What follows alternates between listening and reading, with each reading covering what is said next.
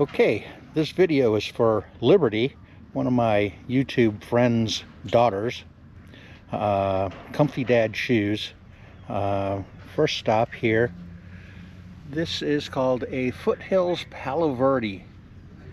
It's a tree that basically grows wild in the desert.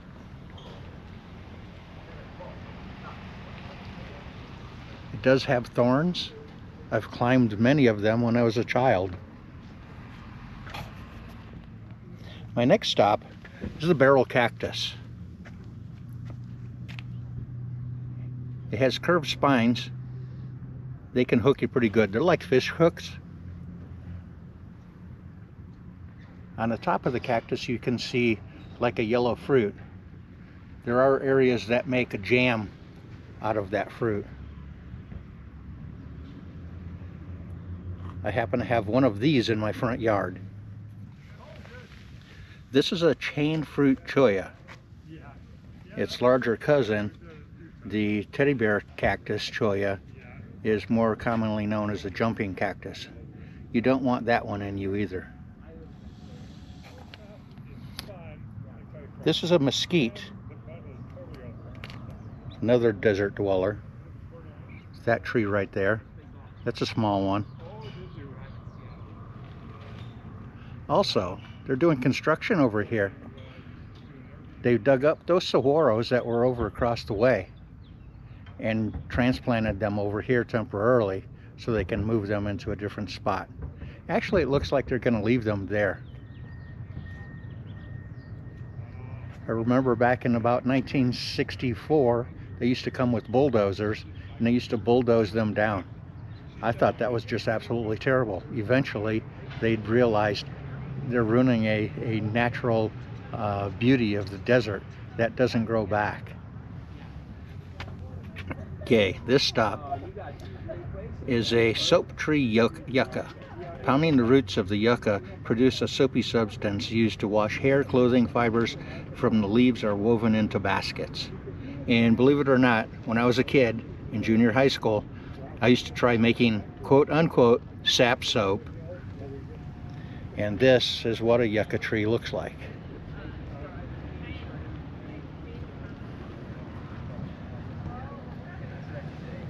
That cactus right there is an ocatilla.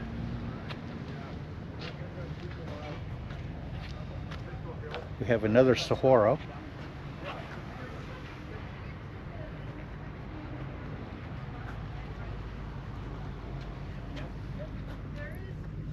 And then the stage horn cholla.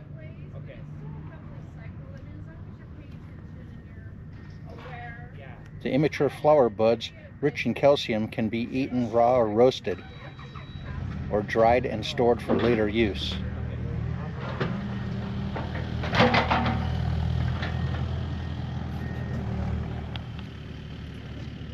This is the teddy bear cholla, better known as a jumping cactus. There are much larger ones than this. I'm sure we'll find some along the way.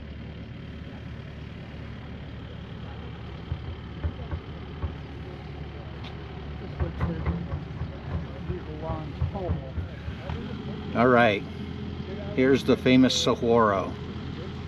A long pole called a cupid is used to harvest the ripe red fruits of the saguaro, which are cooked to produce syrup and ceremonial wine.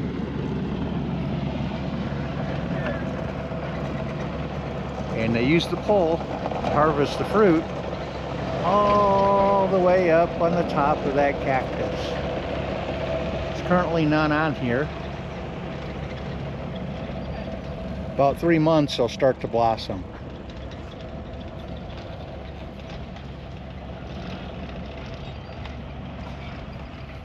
Okay, this is called Mormon tea. The stems of this plant are steeped in the hot water to create Mormon tea, used as a stimulant and to treat diabetes and respiratory ailments.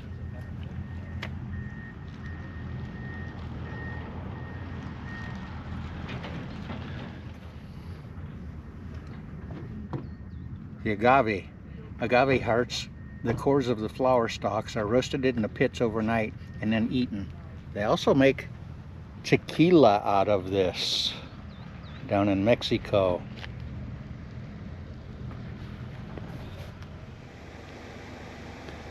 Home for saguaros. The saguaro cactus forest around you owes its existence to the foresight of local resident in the 1920s. Grazing and development threatened the saguaro's future. Saguaro forest began to disappear as mature cactuses were chopped to make way for roads. Livestock added to the damage to the cattle, trampled seedlings. Fearing the destruction of the southwest saguaro forest, created the Saguaro National Park, protecting giant saguaros for generations to come. And that is Homer there.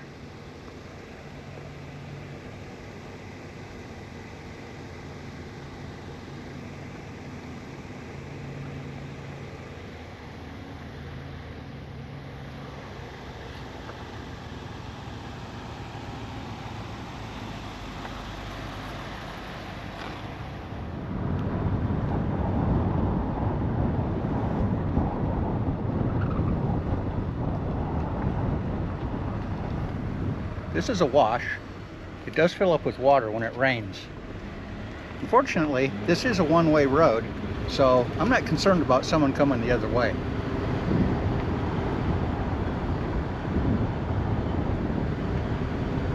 This road that we're on is a 9-mile loop. I used to do this on my bicycle when I was in junior high school.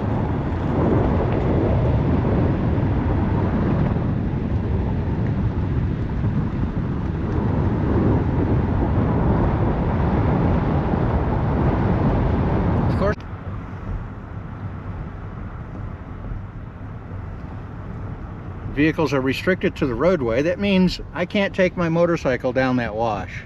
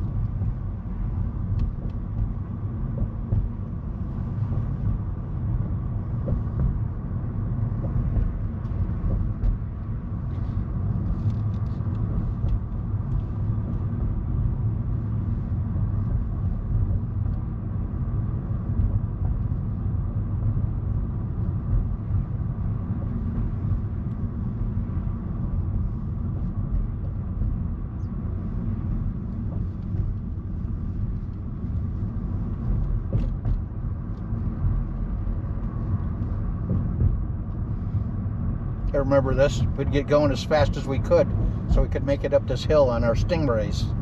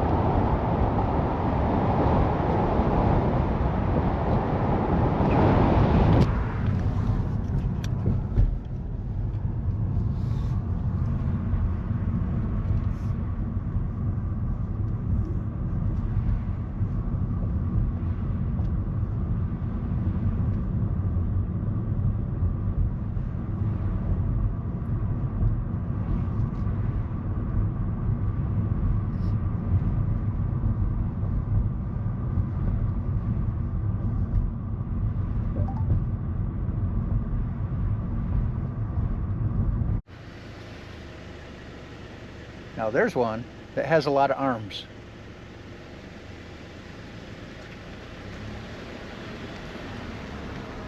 He's been standing there for at least 120 years.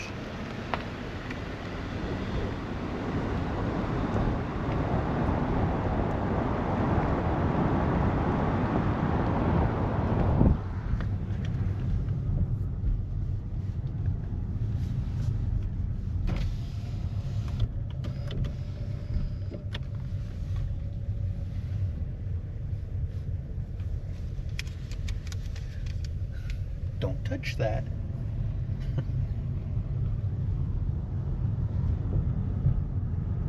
I just seen somebody getting extremely close to a cholla like that, better known as a jumping cactus. It doesn't really jump.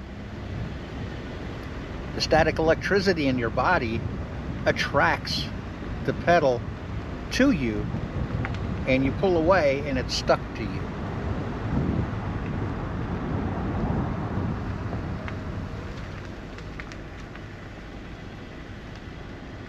And then you have to be perfectly still, use a stick or a pair of pliers, and quickly remove it from you.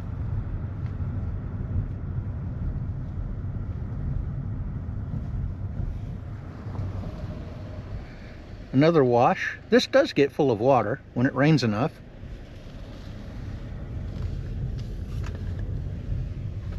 Desert Ecology Trail.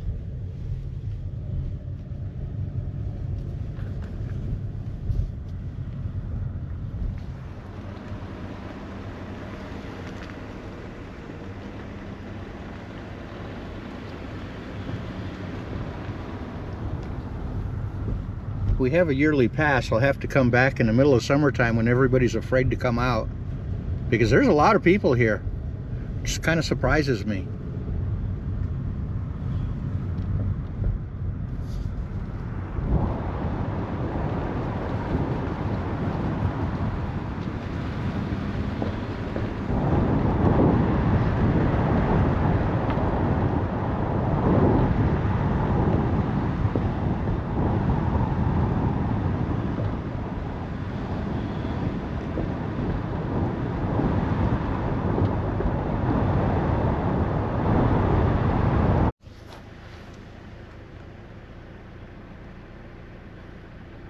So, what does everybody think of that one?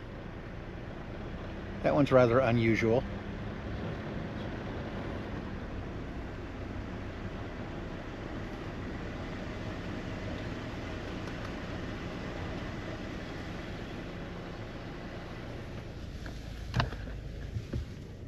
And then there's a bird on top of that one.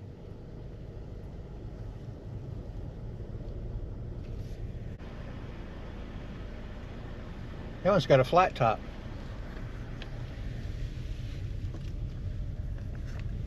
It's only the second one I've ever seen with a flat top.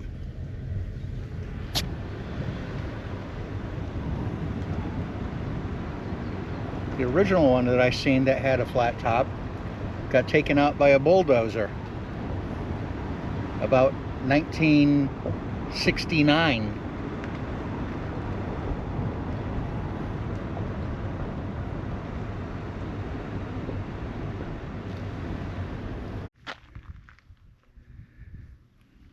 And I was just telling someone, back probably about 1970, I was up here in, had to have been December, if I was up here on my bicycle. That would have been the winter break, what we knew as Christmas vacation. And this mountain was covered in snow 3/4 of the way down. And we had contemplated hiking down to go up to the snowpack. We erred on the side of caution, and we did not do that. Probably a good choice. See, even when I was a kid, I did make good choices.